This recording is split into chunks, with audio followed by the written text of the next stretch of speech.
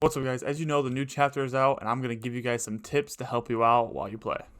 Alright, so the first tip, there are new heals in the game, as you probably know. There's Guzzle Juice and the Med Mist.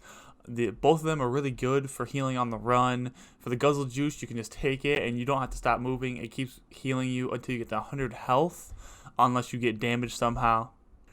The really interesting one of the two is the Med Mist, though, because it's the first one you can heal while running, and also you can heal teammates with it as well. This makes it a very versatile healing item because you don't have to stop to heal and you can just keep on the move. Tip number 2 is if you break certain trees on the map and they fall into a player's builds, they will break the player's builds and also can hit them for up to 100 health. You can use this to apply pressure to players from a distance and also to keep pressure on them if they're boxed up.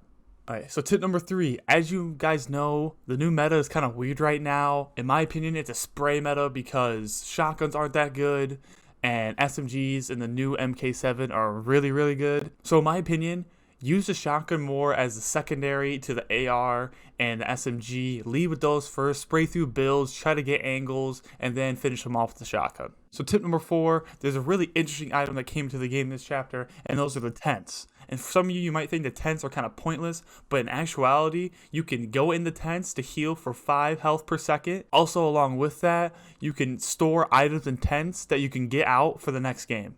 And yes, I mean, you can put items in the tent, and then your next game, you can go to a tent and take out that item. That item could be an AR, an SMG, I think possibly heals as well. Each tent comes with 3 slots, 2 are free, and 1 you have to pay for. So those really big trees you see that you're probably breaking all the time, as you probably noticed, you can't really build next to them because they took that out of the game to avoid people fighting next to big trees and getting scuffed fights.